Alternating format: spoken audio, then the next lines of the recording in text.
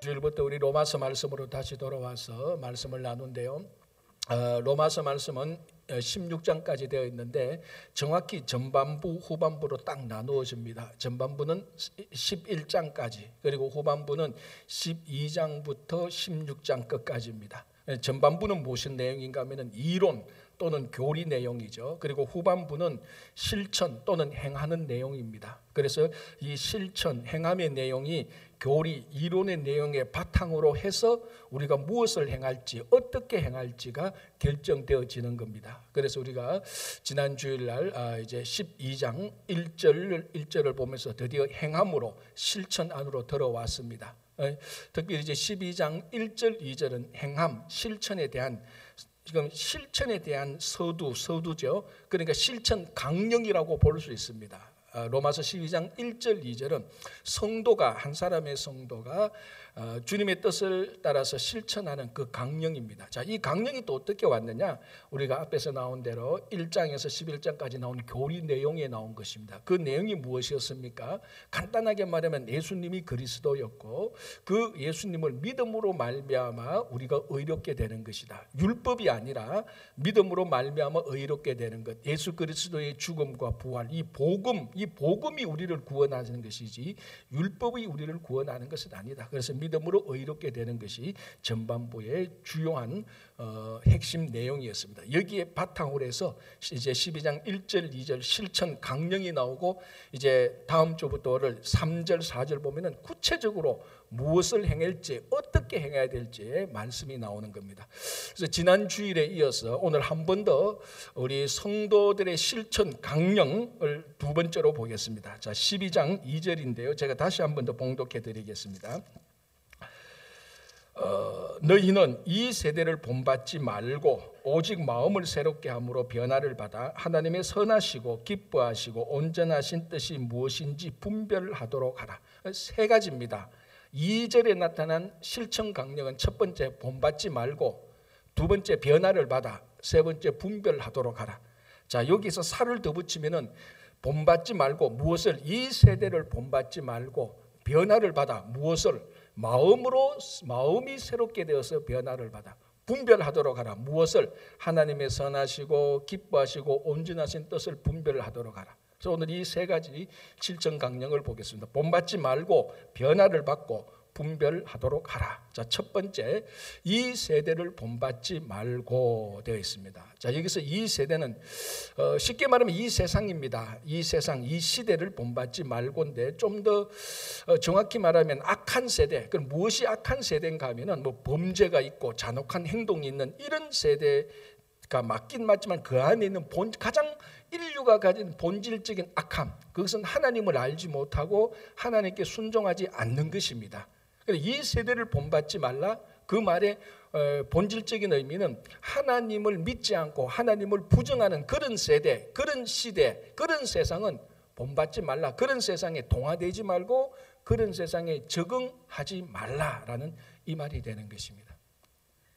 자, 우리가 구약시대 역사를 보면 이제 구약시대는 천지 창조로부터 쭉 내려옵니다. 내려오는데 이제 하나님께서 아브라함을 택해서 이스라엘을 만드시고 이제 출애굽을 통해서 가나안에 들어가고 가나안 정복하고 사사시대, 왕정시대 이렇게 쭉 가는데 각 시대가 이제 변화될 때마다 중요한 변천기를 가지게 되는 겁니다. 그 중에 좀 특징적인 게 뭔가 하면은 사사시대에서 왕정시대로 넘어올 때, 자, 사사시대는 이스라엘 백성들이 출애굽하고 난 다음에 가나안 땅에 들어가서 가나안을 정복하고 이제 사사들이 나타나서 이스라엘 백성들이 어려울 때마다 사사들이 나타나서 나라를 통치했던 그 시대입니다. 아주 다른 나라에서는 볼 수 없는 특별한 시대, 사사시대 한 350년간 지탱하는데요. 이 사사가 재판관, 원래 사사의 뜻은 재판관 아닙니까? 재판관 노릇도 하고 또 이방 민족이 쳐들어오면 또 장군이 되어서 군사가 되어서 전쟁도 해야 되고 평소에 나라를 통치해야 되고 또 통치할 일이 없으면 그 자기 집에 가서 농사도 짓고, 그러니까 온갖 것 다 하는 겁니다. 이게 사사입니다. 그러니까 이 사사가 실제적인 사사시대의 통치자였습니다. 이는 이제 사사시대가 있고 왕정시대로 넘어갑니다.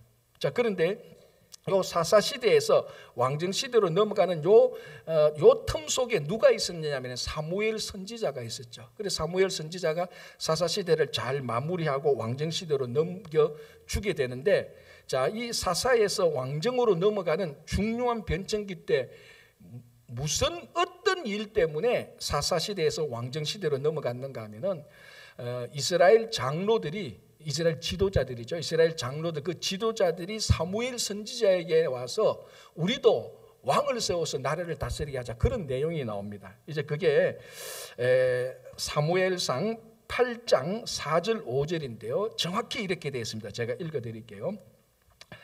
이스라엘 모든 장로가 모여 라마에 있는 사무엘에게 나아가서 그에게 이르되, 보소서, 당신은 늙고 당신의 아들들은 당신의 행위를 따르지 아니하니 모든 나라와 같이 우리에게 왕을 세워 우리를 다스리게 하소서 한지라. 자, 이스라엘 장로들, 그 지도자들이 사무엘에게 와서 요청합니다. 우리에게 왕을 세워주소서. 죄송합니다. 왜 왕을 세워달라 그럽니까? 왕을 세워달라고 요구하는 이유가 뭐였죠? 자, 다시 읽어드릴게요. 한번 맞춰보시기 바랍니다. 당신은 늙고, 당신이 사무엘이죠. 사무엘, 당신은 늙었고 당신의 아들 사무엘의 아들들은 당신의 행위를 따르지 아니하니 모든 나라와 같이 우리에게 왕을 세워 우리를 다스리게 하소서. 얼핏 보면은 이제 사무엘 선지자, 당신은 늙었습니다. 이제 은퇴하셔야 됩니다. 그런데 그때는 이제 다 우리말로 하면 세습제죠. 이 나쁜 세습이 아닙니다.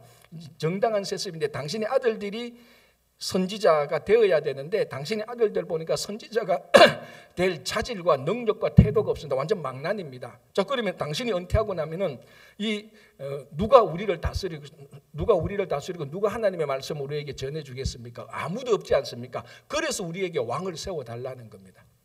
자, 여기에 아주 중요한 단어가 하나 나옵니다. 정확히 말하면은 당신의 아들들은 당신의 행위를 따르지 아니하니 모든 나라와 같이 우리에게 왕을 세워 우리를 다스리게 하소서. 핵심 문구가 뭡니까? 모든 나라와 같이. 요겁니다. 요게 핵심입니다. 그냥 왕이 아니고 모든 나라, 다른 이방 민족들처럼, 이스라엘 사람들이 가나안에 와서 사사시대 보니까 다른 이방 민족들은 왕이 있어요. 우리는 사사인데 왕이 있으니까 왕정 시스템이 있지 않습니까? 왕이 있으니까 우리말로 하면 국무총리가 있고 장관도 있고 차관도 있고 국장도 있고, 우리말로 하면 그냥 왕이 있으니까 시스템이 되니까 보기 되게 좋거든요. 우리는 사사만 딸랑 있어. 그리고 왕이 있으면 나도 국무총리도 하고 장관도 할 것인데, 이런 생각이 좀 아마 들었을 겁니다. 그래서 왕을 세워달라고 말하는데 그냥 왕이 아니고 저런 이방 민족들과 같은 왕을 세워달라. 핵심은 뭡니까? 그냥 왕이 아닙니다. 우리도 이방 민족들처럼 저렇게 살고 싶다는 겁니다. 이게 핵심입니다. 이미 이스라엘 장로들, 그 지도자들의 머릿속에는 이방 민족들의 삶의 방식에 적응되어 버린 겁니다. 그게 좋아 보이는 거죠. 동화된 겁니다. 그래서 자기들이 이방 민족처럼 살겠다고 온 겁니다. 그 대표적인 게 왕을 세워달라는 거죠. 자, 여기서 한 가지 질문. 이게 왜 잘못됐습니까? 그러면 충분히 할 수 있는 요구 아니에요? 자, 우리가 미국에 살고 있습니다. 자, 우리 미국에 살면서 미국의 좋은 시스템, 우리도 저렇게 하자고 하는 경우가 되게 많습니다. 우리 이민자들은 또 다른 민족들, 다른 인종들 미국을 보면서 본받을 게 되게 많은 거예요. 우리의 단점을 빼고 그들의 장점을 받아들이는 굉장히 좋은 요구잖아요. 근데 성경을 보면 이게 되게 나쁜 요구거든요. 이게 왜 잘못됐습니까? 다른 나라와 같이 왕을 세워달라는 게 왜 잘못되었어요, 그게? 자, 여기에 대한 답변이 하나님께서 하십니다. 사무엘상 8장 8절에 이 요구에 대해서 하나님께서 이렇게 말씀하십니다. 내가 그들을, 이제 여기는 내는 하나님이죠. 그들은 이스라엘이죠. 내가 그들을 애굽에서 인도하여 낸 날부터 오늘까지 그들이 모든 행사로 나를 버리고 다른 신들을 섬김같이 내게도 그리하는도다. 자, 다른 나라와 같이 왕을 세워주소서라는 이 이스라엘 장로들 지도자의 요구는 단순히 우리가 선진 문물을 받아들이고 좋은 시스템을 우리도 받아들여서 우리도 더 진보적이고 더 좋은 삶을 살겠습니다 하나님께서 보실 때는 그게 아니고, 이 자체는 문제, 그게 아니고 너희들이 다른 나라와 같이 살게 된다면은, 이 시대에 적응돼서 살게 된다면 그 시대가 무슨 시대입니까? 그런 세대가 무슨 시대입니까? 이방민족의 세대가 무슨 세대입니까? 하나님을 섬기지 않는 세대예요. 우상을 섬기는 세대입니다. 그 세대에 적응되어서 산다면 너희들은 반드시 여호와를 버리고 우상을 섬길 것이라는 것이 핵심입니다. 그래서 뭐라고 말합니까? 행사로 나를 버리고 다른 신들을 섬긴 같이. 이게 포커스입니다. 다른 나라와 같이 왕을 주소서. 이게 어떻게 연결되는가 하면은, 다른 나라처럼 우리에게 왕을 주소서. 이게 어떻게 연결되는가 하면은 다른 신들을 섬기는 것처럼 된다는 겁니다.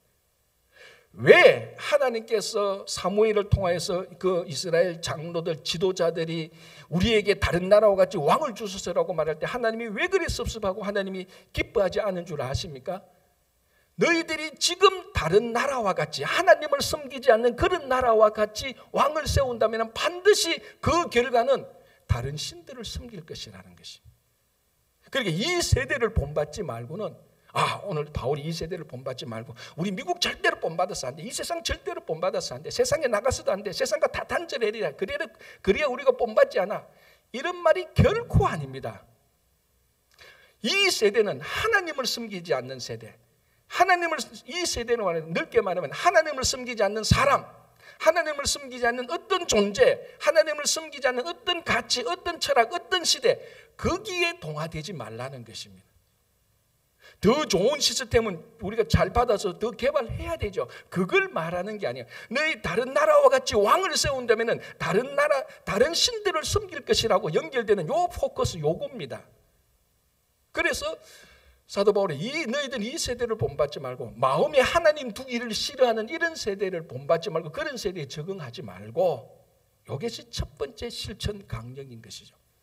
자, 이스라엘 역사에 보면은 이런 일들이 계속해서 반복됩니다. 세상에 동화되고 세상에 적응되는, 그 세상은 하나님 섬기지 않는 세상에 동화되는 것이죠. 자, 여러분들이 구약 성경의 내용들을 잘 아실 텐데 제가 한 가지 질문해 보겠습니다. 여러분들이 구약 성경을 보면서 가장 과감한 종교개혁, 신앙개혁을 했던 사람이 누구겠습니까? 완전 뿌리쳐 뽑아버린 사람이 있습니다. 누구겠습니까? 읽어본 적이 없으니 대답할 리가 없고, 읽어봐도 내용을 모르니 답을 맞출 수가 없고, 그죠? 자, 보통 이제 보면은 요시야, 히스기야 왕이라고 말을 합니다. 그래도 그런 분들은 성경을 되게 많이 아는 분이에요. 그러나 구약 성경을 쭉 보면요, 어느 한 시대에 어느 한 사람이 완전 그 종교 혼합된 세상에 하나님을 섬기지 않는 이방 문화에 완전히 적응된 그 시대를 뿌리채 뽑아버린 사람이 있었고 시대가 있었습니다. 누군가 하면요, 율법학자 에스라예요. 에스라 알아요? 에스더 아니에요. 지금 에스라입니다. 율법학자예요. 누군가 하면은, 자, 북이스라엘 남유다로 나누어졌다가 남유다가 바벨론에게 다 멸망하잖아요. 예루살렘 성전 다 파괴되고 포로로 잡혀갑니다. 포로로 잡혀갔다가 다시 가나안으로 돌아오잖아요. 그때 한목에 다 돌아오는 게 아니고 1차, 2차, 3차로 돌아옵니다. 몇십 년, 몇 년을 두고 1차 때 스룹바벨하고 대제사장 여호수아가 돌아오고 2차 때 율법학자 에스라의 인도함으로 1단위 그룹들이 이스라엘에 들어옵니다. 그때 이 사람이 에스라 율법학자입니다. 별명은 제2의 모세입니다. 모세 못지않게 율법에 대해서 능통한 사람이고 정말 하나님의 말씀대로 사는 사람입니다. 3차 때는 누가 들어옵니까? 그게 그 유명한 느헤미야 때, 이제 느헤미야가 3차 때 들어옵니다. 이때 바벨론 포로에서 2차로 돌아올 때 율법학자 에스라인데, 돌아오 보니 쉽게 말해서 저는 그쪽에서 나라가 개판인 거예요. 아니, 그만큼 바벨론에게 패망했다가 성전이 다 무너졌다가 포로로 잡혀갔다가 다시 돌아오면 정신 차리고 하나님 잘 섬기고 거룩한 백성으로 살아야 되는데, 율법학자 에스라가 와보니까 이게 남자들이 전부 다 이방 연자들하고 다 결혼하고 애를 다 놓고 살아요. 자, 여기서 한 가지 주의해야 되는 것은, 이방 여인과 결혼했다는 다른 인종과 결혼했다는 것이 문제되는 건 아니에요. 자, 율법에서도 너희들은 이방 여인과 결혼하지 말라는 것에 있어서 이게 다른 인종적 이방인을 말하는 게 결코 아닙니다. 그 당시 이방 여인은 전부 다 이방 신을 섬기는 사람이에요. 그러니까 이방 여인과 결혼하지 말라는 궁극적인 목적은 국제 결혼, 인종 간 다른 결혼이 아니고 우상을 섬기는 여인과 결혼하지 말라는 겁니다. 그러면 반드시 너희들이 우상을 섬기는 쪽으로 동화될 수밖에 없다는 것을 하나님께서 아셨기 때문에 율법에도 이방 여인과 결혼하지 말라고 말한 것이고, 그리고 이제 에스라가 와서 보니까 많은 남자들이 이방 여인과 결혼해서 아들을 얻고 많은 남자들이 자기 며느리가 이방인이에요. 그러니까 이제 하나님을 섬기는 게 또다시 혼란스러워집니다. 아니, 그만큼 하나님 제대로 섬기지 못하다가 바벨론에게 포로 잡혀가 그만큼 고생했다가 돌아왔는데 또 그 짓을 하고 있는 거예요. 그러니까 일단의 지도자들이 율법학자 에스라의 명성을 듣고 그분의 인격과 신앙을 듣고 찾아와서 이렇게 말을 합니다. 그게 에스라 9장 1절에서 3절인데 제가 읽어드릴게요. 이 일 후에 방백들이 내게 나와 이르되 이스라엘 백성과 제사장들과 레위 사람들이 이 땅 백성들에게서 떠나지 아니하고 가나안 사람들과 헷 사람들이 다 이방 민족입니다. 가나안 사람들과 헷 사람들과 브리스 사람들과 여부스 사람들과 암몬 사람들과 모압 사람들과 애굽 사람들과 아모리 사람들의 가증한 일을 행하여 그들의 딸을 맞이하여 아내와 며느리로 삼아 거룩한 자손이 그 지방 사람들과 서로 섞이게 하는데, 혼합이죠. 하나님 섬기지 않는 우상민족에게 동화된 거죠. 적응된 거죠. 거룩한 자손이 그 지방 사람과 서로 섞이게 하는데 방백들과 고관들이 이 죄에 더욱 으뜸이 되었다 하는, 지도자들이 훨씬 더 앞서서 이방 여인과 결혼해서 우상 섬기고 그 자녀한테, 이방 자녀한테 하나님 안 섬기는 이런 죄를 저지르고 있었다. 그래서 일단 이 그룹들이 율법학자 에스라에게 와서 어떻게 하면 좋겠습니까? 이것 하면 우리 또 멸망할 건데 이렇게 요청합니다. 그래 율법학자 에스라가 보니까 나라가 완전히 혼란되고 이방 여인들 맞이해서 가정마다 하나님 섬기지 않고 우상 섬기는 일로 다시 돌아가고 있거든요. 그래서 에스라가 백성들을 모아놓고 신앙 개혁을 합니다. 그 개혁 내용이 뭡니까? 너희들의 아내들을 다 떠나보내라는 겁니다. 안 놀랍니까 여러분? 배우자하고 이혼하라는 거예요. 충격적이면 이혼하라. 그리고 그 사이에서 낳은 자식도 내보내라는 겁니다. 이런 계획이 어디 있습니까?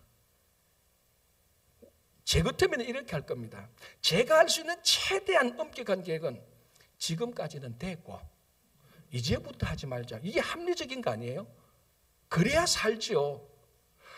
지금까지 했는 거 됐고 지금까지 했는 거 너희들 이방 여인들 다 쫓아보내라. 그건 배우자를 쫓아보내는 가정을 깨는 거예요 지금. 왜? 이방 여인과 결혼해서 하나님 안 섬기니까 가정 그거 깨라. 그런 가정이 무슨 쏠띠가 있냐.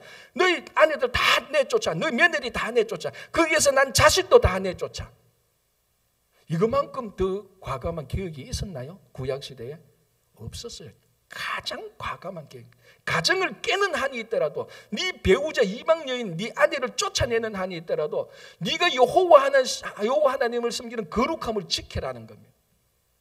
그래서 에스라는 10장에서 끝이는데 에스라 10장에 어떻게 끝나는 줄 아십니까? 하긴 창세기도 잘 안 읽는데 에스라서를 어떻게 읽겠습니까? 에스라서 10장인데 10장에는 명단이 쭉 나옵니다. 사람들 이름이 쭉 나옵니다. 무슨 명단인 줄 알아요? 이혼하는 사람들 명단이에요. 이게 아주 특별합니다. 이방 여인을 쫓아낸 사람들의 명단이 나옵니다. 하나님께 거룩한 백성이 되고자 결단을 하고 에스라의 그 과감한 종교개혁에 동의해서 우리가 잘못 이 세상에 적응되었구나, 하나님 숨기지 않는 이 세상에 우리가 동화되었구나, 이 이방 여인을 내가 인간적으로 좋아해서 결혼했는데 지금 한 10년 살고 보니 이 여인의 말 따라서 내가 하나님 섬기지 않고 주일날 교회도 가지 않고 이상한 데만 자꾸 가. 에스라 말을 듣고 이 여인 쫓아내보낸 사람들의 이름이 쭉 나옵니다. 이혼자 명단이에요. 그래서 이 에스라는 이 세대를 본받는 사람들을 다 쫓아냈던 과감한 개혁들이 한번 있었던 적이 있습니다.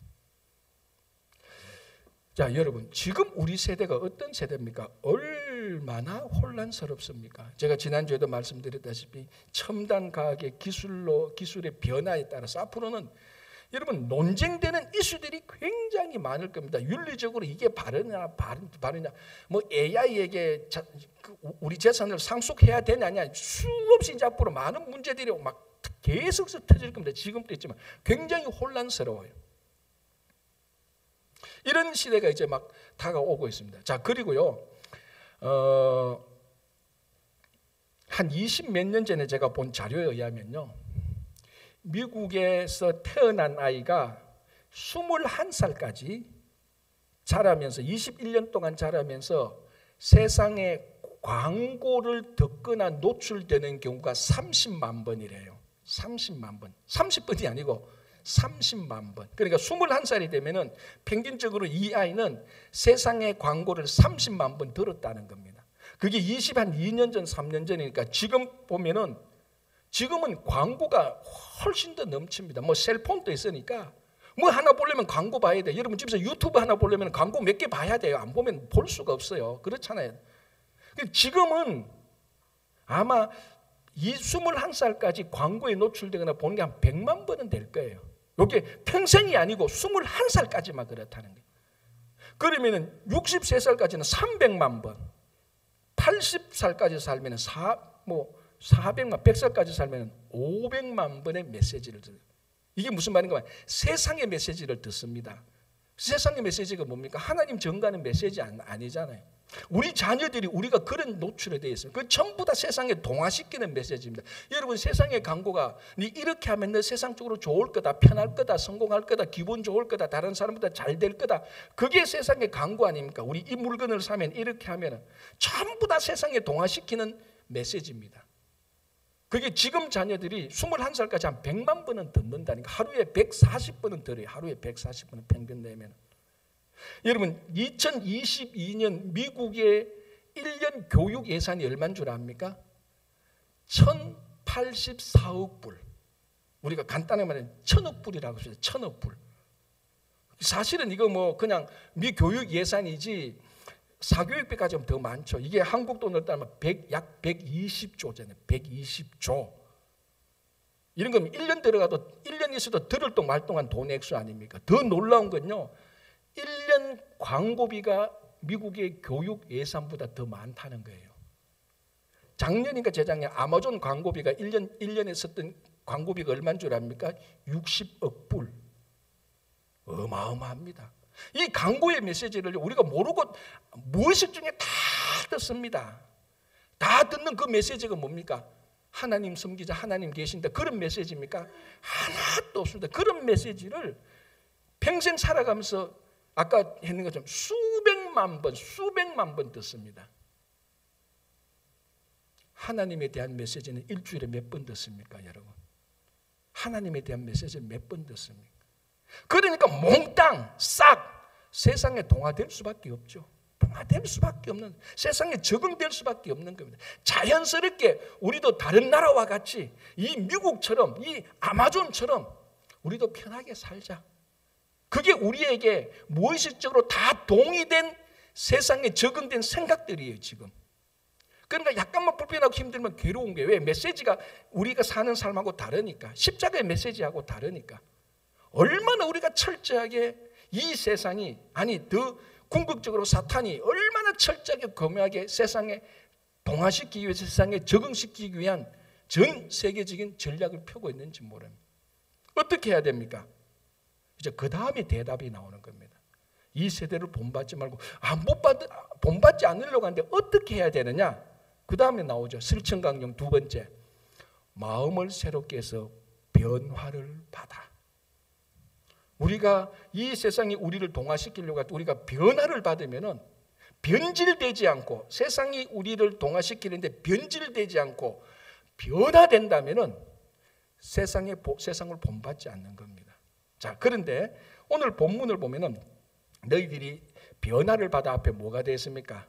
오직 마음을 새롭게 함으로. 그러니까 한 사람의 변화는요, 마음의 변화입니다. 뭐 우리 다 알고 있네요. 사람이 변화되기 위해서는 반드시 마음이 변화되어야 되는데요. 왜냐하면 이 마음이 우리의 핵심입니다. 자동차가 움직이려면 엔진이 발동돼야 움직이는 것이요. 사람이 변화되려면 마음이 작동돼야, 마음이 변화를 받아야 변화된 삶이 나타나는 겁니다. 그런데 문제는 이 마음이 가장 변화되지 않을 정도로 타락하고 부패했다는 겁니다.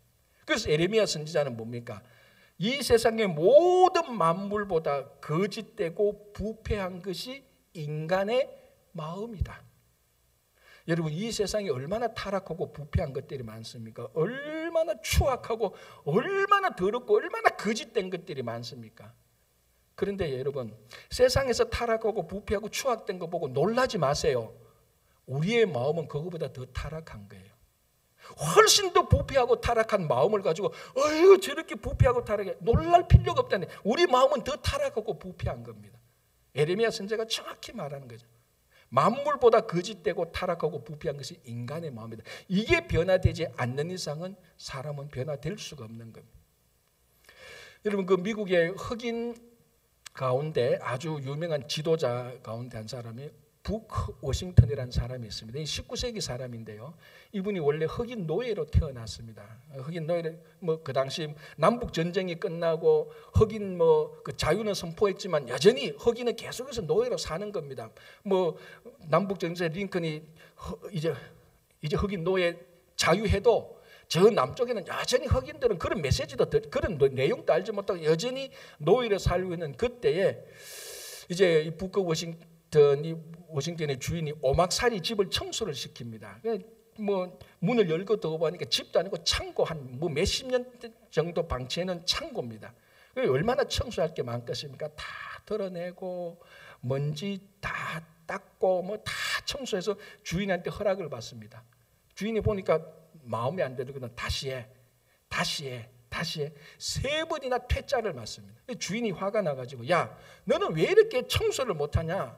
그러니까 부크가 말하면 주인님 청소 다 했습니다. 그러니까 와 여기 유리창이 있는데 유리창을 청소 못했잖아.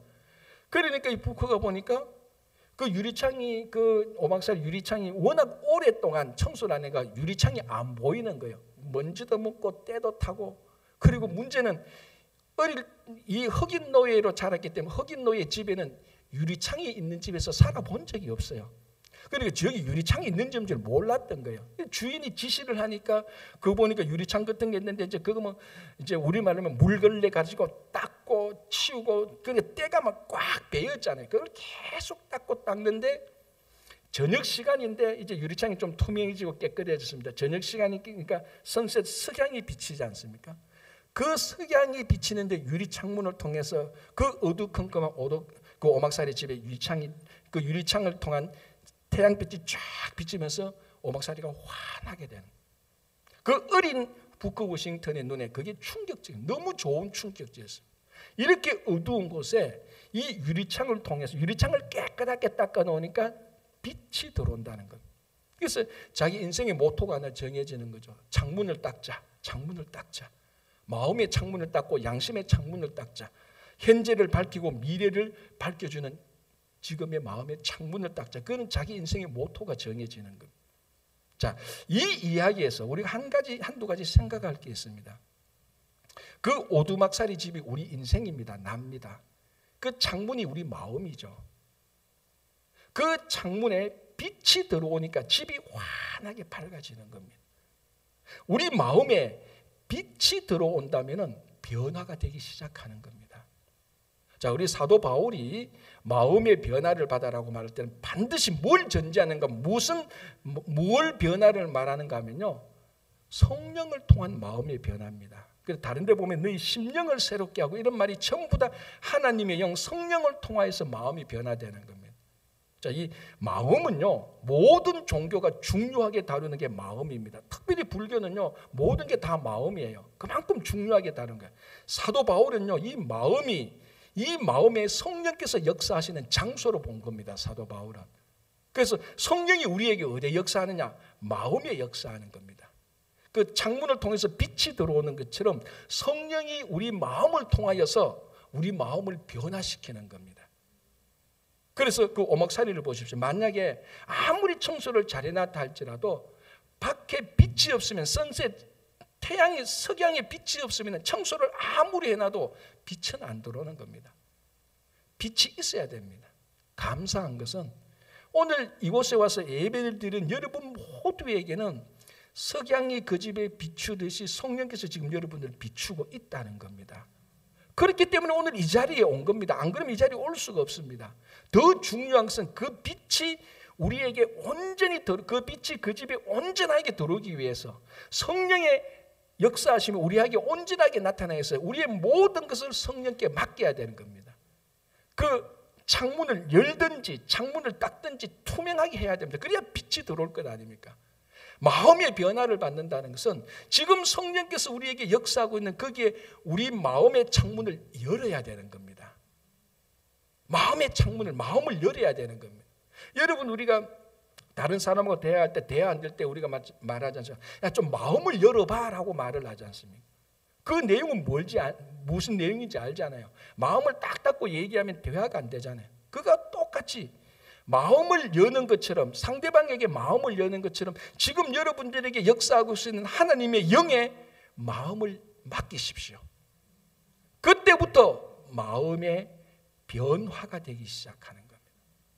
자, 심리학자들이 마음이 무엇인가를 오랫동안 연구했는데 우리 뭐 다 아는 내용입니다. 마음은 세 가지 요소로 되어 있습니다. 첫 번째 이성, 두 번째 감정, 세 번째 의지. 다른 말로 하면은 생각, 느끼는 것, 결단하는 것 아닙니까? 이게 우리 마음의 요소입니다. 마음이 변화된다는 것은, 마음이 변화되는 것은 사람이 변화된다는 것인데, 사람이 변화된다는 것은 마음이 변화된다는 것인데, 마음이 변화되는 것은 세 가지가 변화되는 겁니다. 이성이 변화되고, 감정이 변화되고, 의지가 변화되는 겁니다. 자, 이성이 변화되면요, 성령에 의하여서 마음의 변화, 첫 번째 요소는 이성이 변화된다면 무슨 변화가 나타나는가 하면요, 진리가 무엇인지 알게 됩니다. 진리가 무엇인지 성령께서 우리 이성을 터치해서 우리 이성의 성령을 영접한다면 진짜 인간이 끝까지 추구해야 될 진리가 무엇인가를 알게 됩니다. 그때 예수가 진리라는 것을 알게 되는 거예요. 이전에는 절대로 알 수 없어요. 성령께서 우리 마음에 역사하기 이전에는 자기 생각이 진리고, 자기가 존경하는 사람들이 말했던 게 진리고, 지구가 둥글다는 게 진리고, 과학적인 진리고, 철학적인 진리고, 인생의 경험적인 진리지, 그거는 전부 다 성령께서 역사하시기 이전 세상 보통 사람들이 생각하는 진리지, 성령께서 우리 마음을 역사하셔서 우리 이성을 터치할 때 그때야 깨닫게 되는 진리는 예수가 진리구나라는 것을 알게 되는 겁니다. 예수님 뭐라고 말씀하신 건 내가 곧 길이요 진리요 생명이니, 그제서 그 말씀이 진짜 알게 되고 믿게 되고 고백하게 되는 것입니다. 그래서 성령이 우리를 터치하면요, 예수가 진리고 예수가 그리스도라는 것을 진짜 고백하게 되고 알게 되는 겁니다. 그리고 여호와가 진짜 하나님이라는 걸 알게 됩니다. 많은 신들이 있는데 그 신들은 다 잡신들이고 우상이고 여호와 그분만이 하나님이라는 것을 알게 되는 겁니다. 이 교회가 그리스도의 몸이라는 것을 알게 되고, 이 교회의 머리가 어떤 특정한 그룹이나 세력이 아니고 그리스도가 이 교회의 머리라는 것을 진짜 알게 되고 고백하게 되고 교회를 따르게 되는 겁니다. 성령께서 역사하시기 이전에는요, 그냥 교회는 건물이야, 사람들 모여서 클럽하우스처럼 사는 거야, 그렇게 생각할 수는 있겠지만, 성령의 역사하심에 따라서 이성에 터치되면은 이 교회의 머리가 그리스도구나, 교회의 주인이 그리스도구나, 여호와가 진짜 하나님이구나, 그리스도 예수가 나의 메시아고 그분이 영원한 진리구나라는 것을 알게 되는 것입니다. 이 세대를 본받은 사람은 이런 생각을 하죠. 이 세대를 본받은 사람은 뭡니까? 자기가 원하는, 자기가 여러 가지 진리 가운데 하나 선택한 게 그게 진리예요. 철학적, 역사적, 경험적 진리입니다. 그래서 이 세대를 본받지 말고 마음을 새롭게 함으로 변화를 받아야 할 때 예수가 그리스도고 예수가 진리고 여호와가 하나님이고 교회가 그리스도의 몸이라는 것을 고백하게 되는 거예요. 자, 또 하나 변화되는 게 뭡니까? 감정이라고 말했습니다. 감정이 변화됩니다. 감정이 변화되면, 성령께서 우리 감정을 변화시키면요, 예수님을 사랑하게 돼요. 하나님께 영광 돌리는 게 그게 진짜 기쁘고 즐겁게 되는 겁니다. 자, 베드로전서 1장에 보면 사도 베드로가 이렇게 말합니다. 너희는 예수를 보지 않고 사랑하는도다. 너희는 예수를 보지 않고 예수 그리스도의 영광의 즐거움을 기뻐하는도다라고 말합니다. 자, 한번 생각해 보세요. 여러분들이 누구를 사랑합니까? 한 번도 보지 않고, 한 번도 만나지 않고, 한 번도 직접 대화해보지 않은 사람을 사랑할 수 있습니까?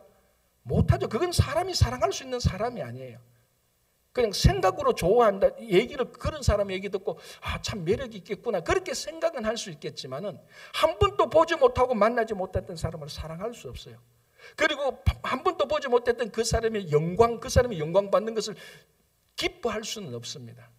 그러나 성령께서 역사하셔서 우리 감정을 변화시키면은 나를 구원하신 예수를 사랑하게 되고 그분이 영광 받는 것을 기뻐하게 되는 겁니다. 자, 그 이전에 인간의 감정은 뭘 기뻐합니까? 사람들이 내 알아주면 기뻐져. 그렇잖아요. 모든 사람은 인정 욕구가 있습니다. 그래서 저 사람들이 날 알아주면 너무나 기뻐하고 내한테 막 와, 너 대단하다고 하면 굉장히 기쁜 거예요. 그리고 육체의 쾌락을 우리가 기뻐하잖아요. 육체의 쾌락 때문에 마약 중독, 알코올 중독, 도박 중독, 이 3대 중독에 다 걸리지 않습니까? 근데 성령께서 역사하시면 우리 마음의 변화가 되면 감정의 변화가 되는데, 그 감정의 변화가 되면은 사람들이 날 알아줘서 내가 막 기쁘게 하는 것, 그거 별 관심 없어요. 그리고 내가 성령께서 내 감정을 변화시키면 내가 진짜 기쁘고 즐거워하는 것은 하나님 나라고 하나님의 영광, 그게 기쁘고 즐겁지, 육체의 쾌락, 도박하고 마약하고 그 뭡니까 알코올하는 게 하나도 즐겁지가 않아요. 그게 내가 기뻐하는 감정이 아니니까. 그래서 진짜로 성령께서 우리 마음을 터치해서 우리 감정의 변화가 생기면요, 자동적으로 진짜 중독되는 것이 치유되기 시작하는 겁니다. 사람들이 안 알아줘도요, 서운하지 않아요. 서운하지 않아요. 왜? 내 마음이, 사람들이 내 알아주는 게 그렇게 기쁘지 않다니까요. 어떻게 그럴 수가 있어? 그럴 수가 있지. 성령께서 마음을 감정을 시키면 기뻐하는 것이 달라지니까, 다르니까. 옛날에는 세상 것이 막 좋았는데 성령께서 내 감정을 시키니까 내가 그걸 왜 그래 좋아했지? 하나도 좋아하지. 오히려 디스거스팅, 구역질이 나는 것도 굉장히 많은 거예요. 그래서 마음의 변화를 받아서, 마음을 새롭게 함으로 변화를 받아서 감정이 바뀌는 거예요. 자, 또 하나가 뭡니까? 의지라 그랬지 않습니까? 이성과 감정과 의지. 의지는 뭔가 하면요, 해야 할 것을 하고 해서는 안 될 것을 안 하는 결단입니다. 그게 의지잖아요. 여기에는 가치가 들어가 있습니다. 내가 중요하다고 생각하는 가치는 해야 될 것이고, 중요하지 않다고 생각하는 가치는 해서는 안 되는 겁니다. 이걸 결단하는 것이 의지입니다. 그러니까 의지라는 것은 가치고, 이 가치가 내가 행동하는 양식, 내가 행동하는 윤리고 도덕입니다. 그래서 의지가 변화된다면요, 가치가 변화되고 내가 진짜로 하나님께서 기뻐하신 일을 하게 되는 겁니다. 의지가 변화되기 이전까지 내가 해야 되는 일은 뭡니까? 내가 원하는 것, 내가 하고 싶은 것, 내게 이익이 되는 것을 하는 겁니다. 그리고 내게 이익이 안 되고 내가 불편하고 힘든 것은 안 하는 거예요.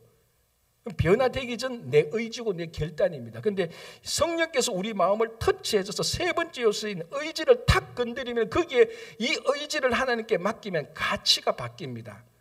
이제는 나를 위해서 살아가는 게 별로 가치가 없어요. 이제 나를 위해서 살아가는 거 그만해도 되겠다. 이제는 진짜로 하나님을 위해서 한번 살아보겠다. 하나님의 나라를 위해서 내가 약간이라도 도움되는 게 그게 너무 가치가 있는 거예요. 그걸 위해서는 하는 거예요. 손해를 보더라도, 고난이 오더라도, 아픔이 오더라도, 불편이 오더라도 그걸 하는 겁니다. 그게 사순절 기간 동안에 십자가를 묵상하고 십자가로 따라가는 거예요. 자, 어떤 사람 생각하면 뭐 그게 가치가 있어, 힘들고 불편하고 괴로운데, 그건 의지가 변화되지 않는 사람이에요. 의지가 변화되지 않는 사람은 십자가를 사랑하고 불편하고 손해보고 그것을 힘들 때라도 그걸 하는 것이, 의지가 변하지 않는 사람은 너무 미련하고 어리석은 거예요. 그래서 십자가는 그 사람들에게는 미련하고 어리석은 것입니다. 그러나 의지가 변화된 사람은 내가 손해보고 불편하고 힘들더라도 저 십자가가 내 인생이 진짜 중요한 가치인구나 하고 그 십자가를 따라가는 겁니다. 그게 마음의 변화를 받는 겁니다. 마음이 새롭게 되어서 변화가 되는 겁니다. 그래서 우리가 어떻게 하면 이 세대를 본받지 않고 살아갈 수 있을까? 마음을 새롭게 해서 변화를 받아서 가는 겁니다. 어떻게 마음을 새롭게 하냐? 성령께서 역사하실 때 그 성령에 우리 마음을 맡기는 겁니다. 여러분들의 물건을, 여러분들의 가방을 누구에게 맡기듯이 우리의 마음을 성령께 맡기는 겁니다. 어떤 사람이 말하는 것에 맡기지 않고 누가 말하는 사람에 따라가지 않고 말씀 따라가고 말씀을 통해서 역사하시는 성령에 내 삶을 맡기는 것이죠. 그게 마음을 새롭게 해서 변화를 받을 때 이 세대를 본받지 않게 되는 겁니다. 자, 이제 마지막 세 번째 실천 강령이 있죠. 뭡니까? 분별하도록 하라. 무엇을? 지금 경제가 어려우니까 이런 주식 저런 주식 사놓으면 한 달 뒤에 오를 거야. 그거 잘 분별하는 거, 그거 말하는 거 아니에요. 어떻게 인간관계를 잘할까? 이 사람이 권력이 있구나. 이 사람에게 붙어야 되겠구나. 이 사람이 물질과 명예가 있어서 이 사람한테 내가 친해야 되구나. 그런 걸 분별하는 게 말하는 게 아닙니다. 무엇을 분별하도록 하라? 하나님이 선하시고 기뻐하시고 하나님의 온전한 뜻을 분별하도록 하는 거예요. 무엇을 분별하는? 하나님의 뜻이 무엇인가를 그걸 분별하는 겁니다. 이 어려운 시대에 경제가 막 어렵고 물가 오를 때 어떻게 잘 재리에 따라서 살까? 이치에 따라서 살까? 그게 나쁘다는 말이 아니에요. 나쁘다는 말이 아니에요. 여기서 분별은 그것을 뛰어넘어서 이런 시대에 하나님의 뜻이 무엇인가, 하나님께서 뭘 기뻐하시는가를 그걸 파악할 줄 알고 그것을 따라가라는 것입니다. 그게 분별입니다. 그래서 그걸 하나님의 뜻을 분별하려고 한다면 하나님의 마음이 되어야 됩니다. 그래서 변화된 마음이 있는 겁니다. 그래서 변화된 마음이 있는 겁니다. 여러분, 유대 랍비에는 4가지 종류의 제자들이 있습니다. 첫 번째는 스펀지와 같은 제자, 두 번째는 파이프, 세 번째는 압착기, 네 번째는 그러는 체질 있지 않습니까? 스펀지와 같은 제자는 모든 것을 다 받아들입니다. 다 흡수하는 거죠. 스펀지 물에만 다 흡수하듯이. 두 번째 파이프는 이쪽 물로 들어가 저쪽 물에 빠집니다. 한쪽 귀로 듣고 한쪽 귀로 흘리는 제자예요. 셋째 제자는 압착기. 압착기는 그 포도 가지고 압착 쫙 하면 포도주는 빠지고 찌꺼기만 남아요. 네 번째 체질. 체질은 체질 쭉 하면은 쭉쭉이는 날아가고 알곡만 남죠.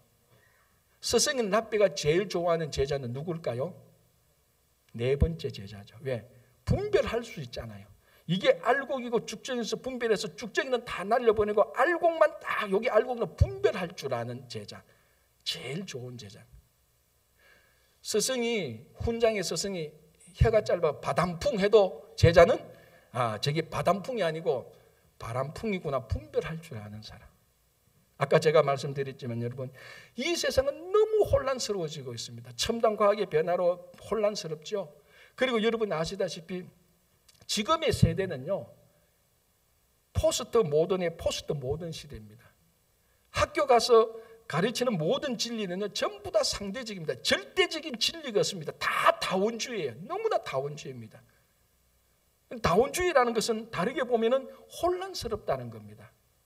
절대적인 여호와 하나님, 이거요 좀 배웠다는